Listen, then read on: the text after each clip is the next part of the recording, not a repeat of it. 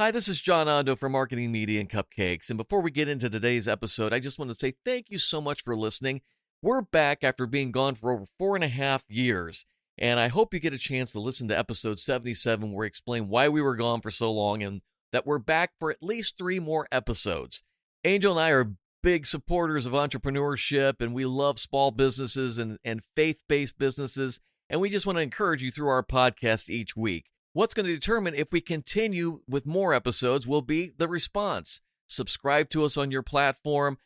Send us an email at john@ondomedia.com. That would help us know you're listening and you want more episodes. So thank you so much, and let's get into today's episode.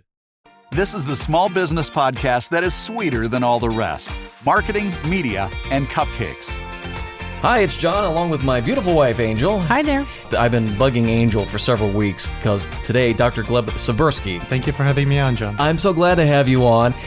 He is a disaster avoidance expert. He's an author of a book, Never to Go With Your Gut, and we're going to talk about that today. This happened, for us a few weeks ago. We were watching TV, I think it was Thanksgiving weekend, and a little ad for a little exercise bike called Peloton came on. And I remember that ad running, and a lot of people, if you're familiar with social media, you've seen what's happened. But I remember seeing that ad going, something is not right about that ad. Do you remember that, or we watched it later? Or? Yes, we did. Yes, I recall that vividly, and just kind of sat there watching going, Tell me what your thoughts are about that ad. Because as a TV guy, I have a few thoughts on it. I don't know. I just kind of sat there and was kind of at the end of it went, really? That was my first take on it was okay. And then the fact that she looked no different at the end of it, that she was charting everything. I mean, you could tell it was trying to be very positive toward, her growth, I guess, if you will. Well, that was her line. She said somewhere, hold on, I got it in a piece of paper here, but her line at the end of the spot was something about, I didn't think I could grow this much or something like that. Yeah. And it was just, odd. Yeah. So. I mean, I watched it and then really didn't think another thing of it. Well, I didn't until it was like all of a sudden it was all over social media, and I was like, what? Why is everybody getting so upset? It's a commercial. I thought the same thing. I looked at it and I thought, I don't understand why they casted a girl who looks like she's 98 pounds.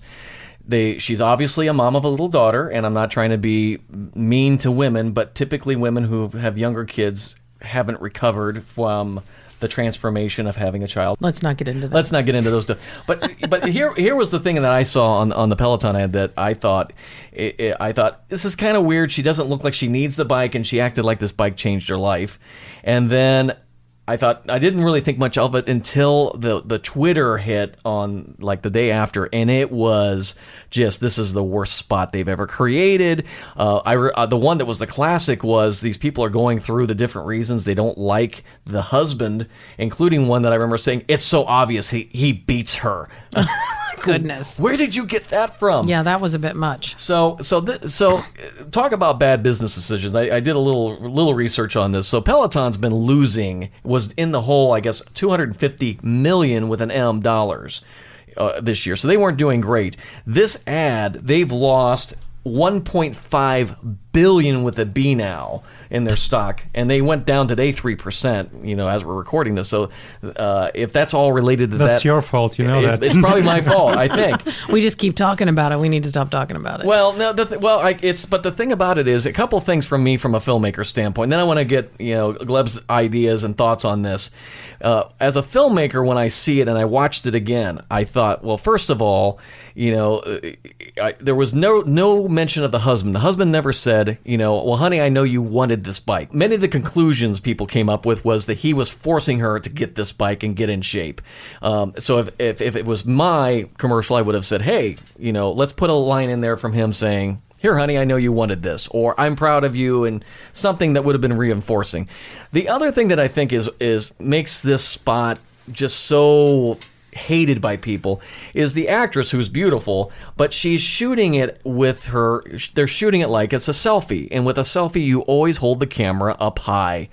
And in television, you always make sure you're eye level with someone, because if you go high, it looks like you are looking down on someone. And I think that's the perceived bias. We're going to talk about that here in a second, that the viewers are looking at it thinking, I'm looking down at this little girl and she's got these puppy eyes. Please don't beat me kind of look in her eyes. So I think it was a perfect storm of just little things they missed, and what is amazing for a company like Peloton to completely, not focus group this right, or whatever they did just blew up in their face. I think it was a perfect storm of a lot of little things that went wrong. Gleb, tell me a little bit about, from your standpoint, how could this happen? I mean, this just seems like it's impossible. That I work with companies and they ream through every little thing in my commercials that I make for them.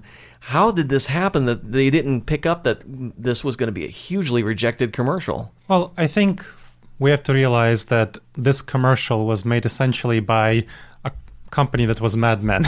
Okay. It's a company that was clearly male-dominated, and Peloton seems like it's male-dominated because most women would have been able to pick up the domineering attitude that the commercial was presenting. Because for those people who haven't seen the commercial, a husband with a little girl comes in, gives the wife a present. The present turns out to be a Peloton bike. The wife is very excited. She's very thin. And then she keeps using that bike, and she is very excited about using the bike. I mean, they could have just as well given the wife lingerie. Yeah. It's like, hey, you need to be more beautiful. Yeah. You need to be thinner. And it's very degrading for women to hear that message. Especially in the culture we're in now. Exactly. We're in a culture that does not accept that. And we're going to put the link to that commercial in our information in case you haven't seen it. You can check up on it. This is a clear example of many companies that go through these sorts of things. The Disney, I remember there was some Disney commercial where there were some native costumes from, I don't remember, Maui? Yeah. I'm trying to remember that. I'm remembering that. Yes. And Disney got in trouble. I mean, Disney is much bigger than Peloton. Yeah, yes, they are. And what happens for Disney is sort of the same thing, that they didn't think about how the targeted group, how the group that's depicted would perceive the situation. So this is something called the false consensus effect, one of the many cognitive biases that we have as human beings, where we tend to think other people are more like ourselves than they actually are.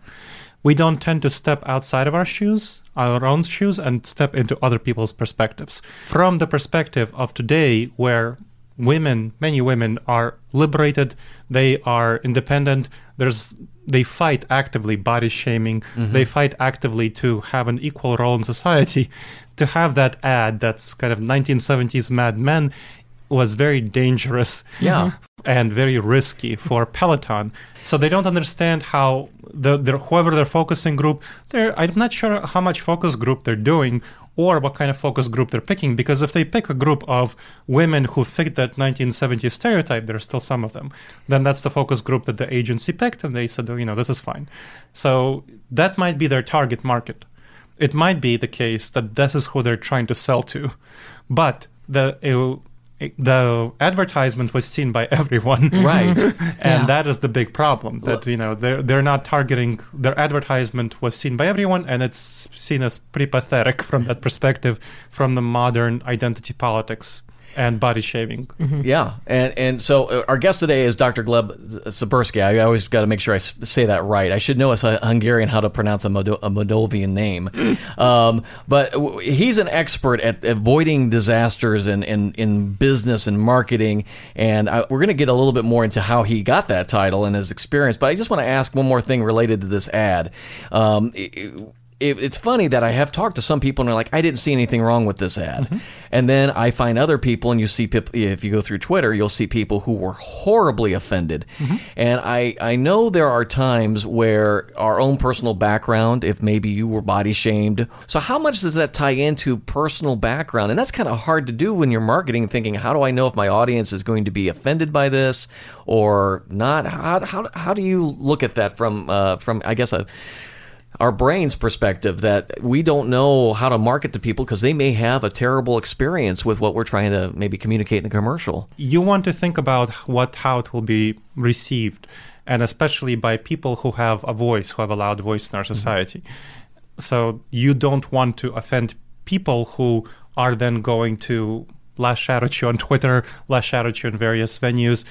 And that's why commercials that are done, you want to make sure that they minimize risk while being at the edge of provocative, but deliberately so. I mean, there are a number of commercials which are provocative in an interesting way. Right. They deliberately provoke and they start up conversations, And I've had people ask me, because they know I'm in media, and they'll say, well, isn't it's the old thing that there's no all news is good news, even if it's bad news? And I'm like, not when you lose $1.5 billion. That was not the intention of Peloton on that. And I will take 2 seconds to mention our dear favorite person, Ryan Reynolds, who capitalized beautifully on this. I don't know if you heard fantastic. of Ryan Reynolds, who's Deadpool, which we love. He has a gin company, so he hired the actress from the Peloton ad a week later, and they produced a gin commercial with her in it. They never mentioned Peloton, but she's drinking heavily about something going wrong recently, and one of the other girls mentioned, "You look great." And It was so well done. Oh, that's the kind of marketing I love, is when somebody takes advantage of somebody else's screw up. So that was great. So let's talk about you a little bit. One of the reasons where I'm so glad we got Gleb in here today is you have an expertise in trying to avoid disasters. Tell me how you got started in this, and obviously tell us a little bit about how you have this beautiful accent that I love, because it reminds me of Hungary and Romania and everything. Tell me a little bit about you. So my parents came from the Republic of Moldova with me when I was 10. I was born in 1981, and they came to the United States in 1991 with me in tow, as I was a kid, and I couldn't, make that decision. But I was very glad later that they made that decision, because apparently, from what I learned later, Moldova is one of the least happy countries in the world. It has some problems. Yes, well, it's much less happy than any countries around it, than Romania, than Hungary, and so on. Much less happy for some reason. I'm not sure. Much less happy than Ukraine, but it's a very unhappy country. So anyway, I came here, I came to the States, and my parents made that was a really good decision, but they made some pretty silly decisions that made me really fascinated with why and how people make their decisions. I think the worst was when my dad, who was a real estate agent, he was a real estate agent, and so he had variable income because he worked in commissions. And at one point, he hid a bunch of money from my mom that he made, and he invested it into buying apartment elsewhere and leasing it out. A couple of years later, when she found out, she was very pissed. Oh, yeah. They had a huge, big blowout fight. They actually ended up separating for a while. They eventually got back together, but she could never really trust him again. I mean, and that really shaped me as a kid, them separating, just the bad decision-making. So it made me really fascinated with why and how people make bad decisions and how they can make better ones. So that was kind of one thing. And then I mentioned I grew up and I was born in 81, so I came of age around the dot-com boom and bust. When 1999, when the tech leaders were partying like it's 1999, there was a lot of money poured into all those tech companies. I was 18, and then when I was 21, 2002, they all went bust. So that showed me that people who are supposedly smart, celebrated in the Wall Street Journal, CNBC, Columbus Dispatch, front pages, one day could be, the heroes and then villains, just a little bit later. And then even worse was Enron, WorldCom, Tyco, who hid their losses. The leadership there hid their losses using fraudulent accounting methods. I saw that top leaders made terrible, even maliciously bad decisions, very clearly, and decisions that they must have known would have been uncovered a little bit later. So but they still chose to do it. Exactly, which is kind of seems silly, seems weird. I decided that, hey, this is something I need to study, and this is a difference I can make in the world. So I made this my mission, and I went into studying this topic, then went into training, consulting, and coaching. And now I lead a company that does this training, consulting, coaching leaders in addressing dangerous judgment errors called Disaster Avoidance Experts. So I've been doing this for the last 20 years. So that's my background, and that's what led me to write my book, Never Go With Your Gut, How Pioneering Leaders Make the Best Decisions and Avoid Business Disasters. How long is it before someone may realize that they made a bad decision? Maybe they don't end up making the perp walk. Maybe they don't necessarily, it's not illegal, but at the end, it really wasn't maybe the best decision that they'd ever made. How do they come to that realization? If they don't come to it personally, how do they get to that? Well, interestingly, a number of leaders don't come to that realization until they're fired. So there was a study of 1,087 members of boards of directors which fired their chief executive officers.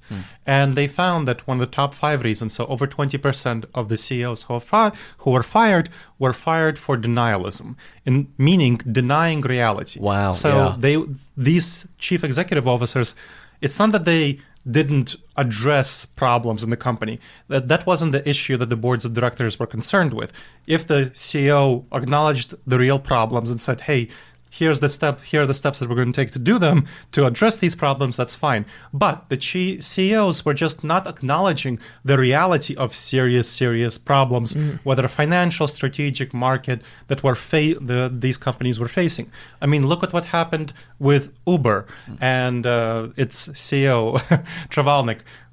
The Uber was facing a real problem of sexual harassment accusations within the company. It had a problematic, unethical culture, according to internal reports. And its CEO was just refusing to do anything about it and really refusing to punish people who were clearly implicated in sexual harassment. So eventually, after trying to get the CEO to do something, the board of directors forced him out. And Uber is still suffering the terrible, terrible consequences, whether both lawsuits, reputation losses.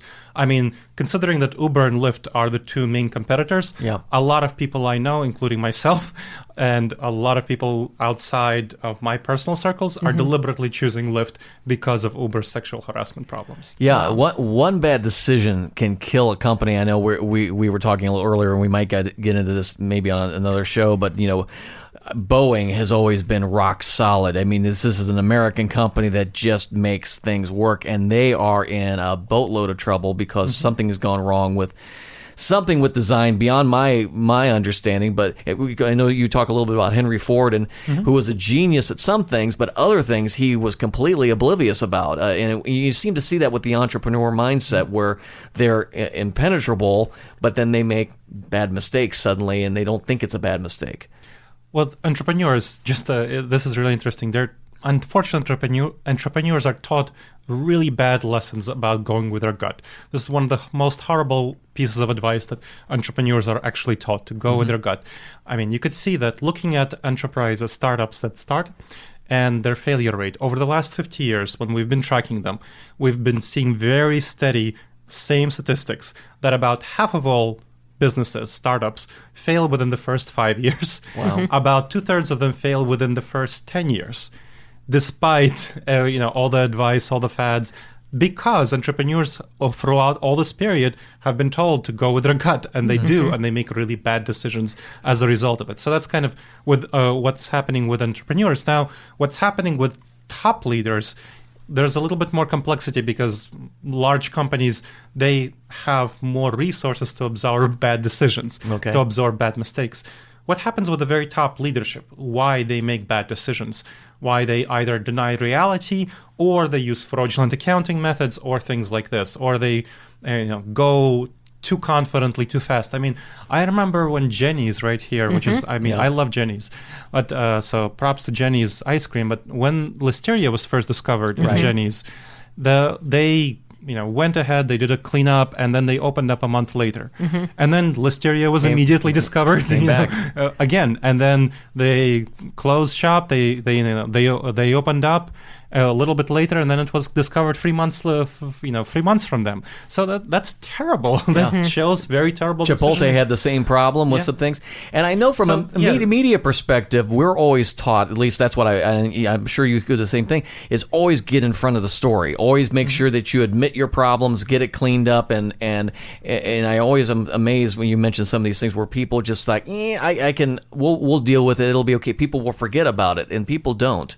People don't. I mean, look at what happened with Equifax, where with the breach, Equifax had a huge data breach. I think 148 million people had their data stolen, including me. And what happened after they had their data breach was that they covered it up. They covered it up for several months, hoping nobody would find out until eventually the data was leaked and they had to admit it publicly. So people at the very top of the leadership don't admit these things, even though it's very clear that they will be revealed eventually. I mean, same thing with Google. Google Plus was breached and they didn't admit it for a while. I mean, this is Google. This is one of the biggest companies around. So this happens all the time. Now, what happens with business leaders is one of the problems with their gut reactions is that the gut reactions are not adapted for the modern business environment. They're adapted for the savanna environment when we were hunters and foragers living in small tribes of 15 to 150 people. And there are a number of problems with our gut reactions in that sort of environment. But one of the crucial things about tribalism was that we are wired to climb to the top of the social hierarchy within the tribe. That's very important for us because for our ancestors, the ones who climbed to the top of the social hierarchy were the ones most likely to survive and reproduce. So we're the descendants of those who were most successful, climbing to the top of the social hierarchy, surviving and reproducing. So the leaders who are currently at the top of the social hierarchy are going to be incredibly reluctant to do anything that would cause them to fall down and acknowledge problems. Now, if they acknowledge that the reality is not as rosy as they perceive it as, then they will be seen as losers, as weak, as failures in the eyes of their peers. It's not about the money for the Enron, WorldCom, and Tyco. It wasn't for the money for those leaders. You know, they had one more year of bonuses. So what? The problem was that they were very reluctant. They were emotionally, their gut reactions told them that they can't afford to be seen as failures in the eyes of their peers. And therefore, they made these terrible decisions which caused them to end up in jail eventually. But in the short term, they didn't suffer the harms that would, and they had much more damage going on in the long term. And this is what happened again with Jenny's when they tried to relaunch too fast. They wanted to not be seen as failures. They wanted to not be seen as losers. We got it fixed. Don't worry about it. Yeah, exactly. And when the Equifax and Google, when they covered up their losses, it was also, they don't want to be seen as weak. They don't want to be seen as failures, even though the cover-up is so much worse than the crime. We know it. We're talking about it right now. But those leaders, they should have known this. But it's their gut reactions that caused them to make these really terrible decisions that cost them so much going forward. And it's the same thing that happens to entrepreneurs when they make terrible gut decisions that cost them so much going forward. They have many less resources to absorb the bad consequences of their gut decisions, which is why they go bankrupt at a much higher rate than large companies. So I know one of the things you have 5 ways or 5 steps, I guess, to avoid a decision disaster, because ultimately, until they invent a time machine that will put you out of business so people can go back and fix everything, we have to start making better decisions. So give us some of your tips here today, especially for those of us doing business and so forth. How can we avoid making a bad Peloton ad or making a mistake like that? One of the techniques I talk about in my book, Never Go with Your Gut, How Pioneering Leaders Make the Best Decisions and Avoid Business Disasters, is how to quickly check any decision that you're making to make sure that it's not going to be a disaster. Now, this is not a technique where you maximize the outcome, when you're launching a serious project, when you really want it to succeed well, this is not the technique for that. This is the technique that you use to prevent a disaster, whether it's an everyday decision or a major decision. So first, ask yourself, what important information did I not yet fully consider? So what important evidence did I not yet take into account? The crucial thing about that is that we very often look at evidence, look at information that fits our intuitions, that we're comfortable with. If we are launching a business, we look at evidence that says our business will succeed. We don't look at evidence that says, everything will go to crap. Right. We don't look at that evidence and we try to ignore it. And that's our intuition. Our intuition is to ignore, or if we want to hire somebody, if we want to hire a friend, we think about how great it will be to work with a friend, and we don't think about, how will I deal with conflicts with this friend? And that's kind of another big thing. A lot. Yep. So this is another sort of area, whether it's hires, whether it's launching a business or launching a product or anything like that.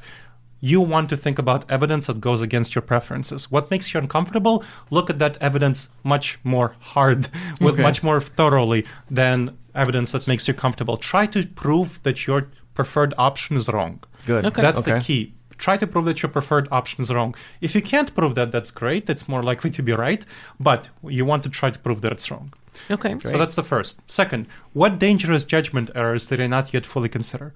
So the book, Never Go With Your Gut, How Pioneering Leaders Make the Best Decisions and Avoid Business Disasters, looks at the 30 most dangerous judgment errors in professional settings. Wow. So it looks at them, talks about how to address them.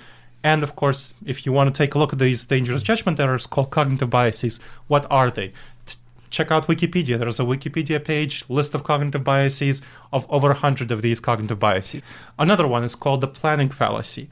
The planning fallacy is where we tend to have very high opinion of ourselves and high opinion of our plans, and we think our plans will go perfectly.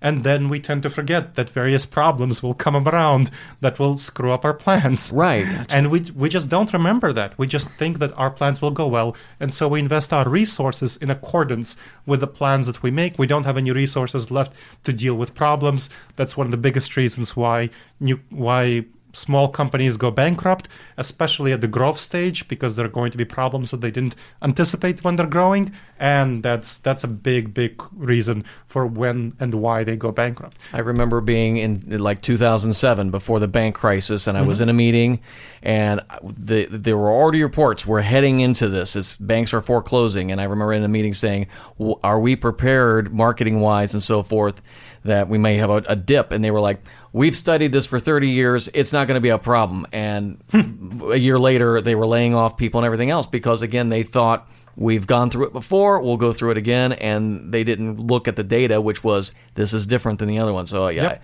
I get you on that one. Yep. So that's another example. And these are just two out of over 100 of these problems. And then, like I said, I gather them, the 30 most dangerous ones in the book, Never Go With Your Gut. Next. What would a trusted and objective advisor suggest you do about this decision? Think about somebody who you consider a trusted and objective advisor to you. That would be her.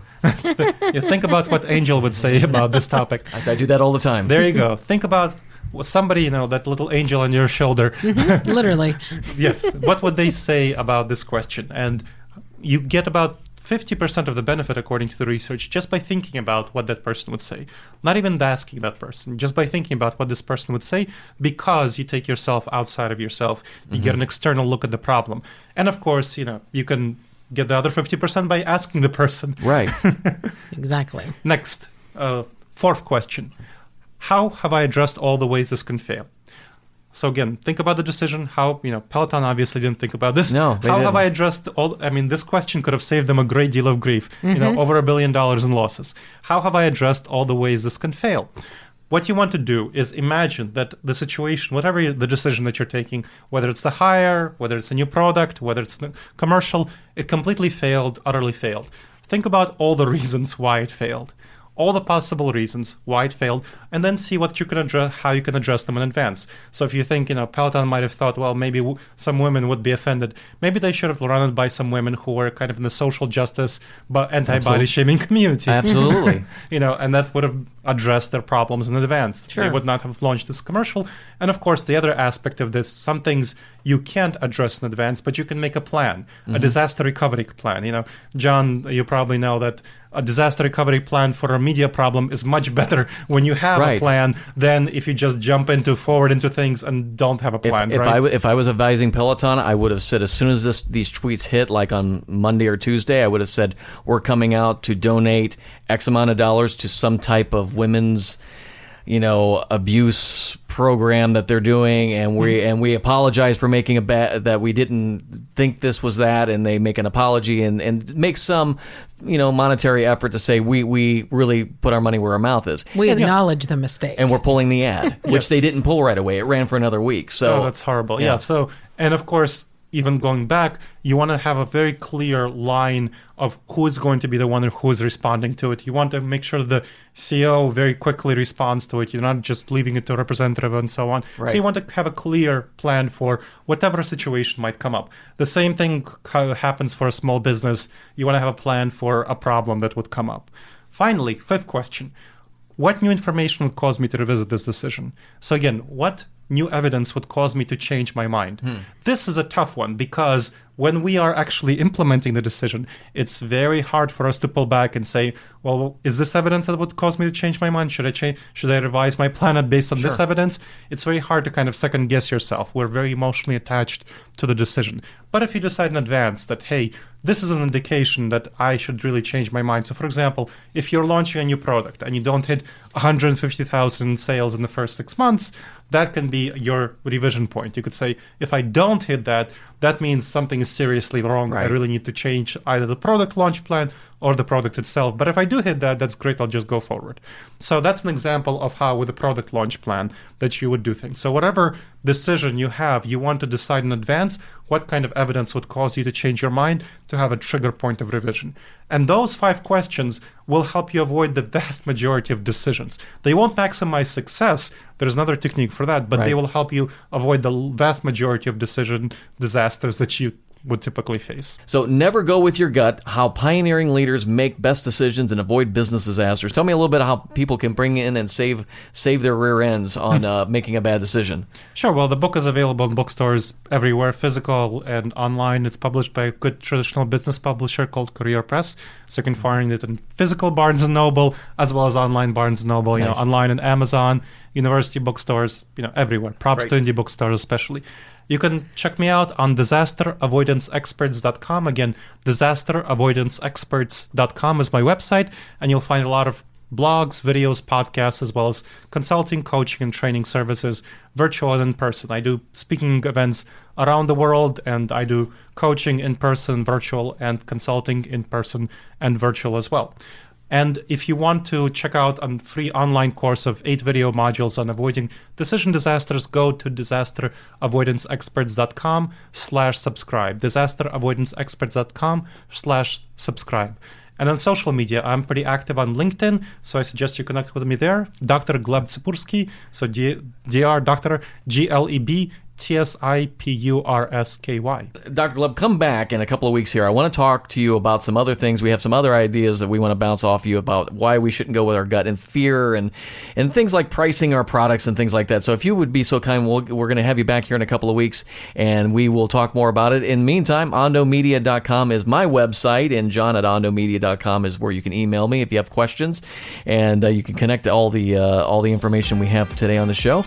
And no matter what you're doing today, we don't want you to have a disaster, but we do want you to live the dream. So we'll see you next week. Connect with John and Angel via Facebook and Instagram and let us know your thoughts. Marketing, Media, and Cupcakes is a production of Ondo Media.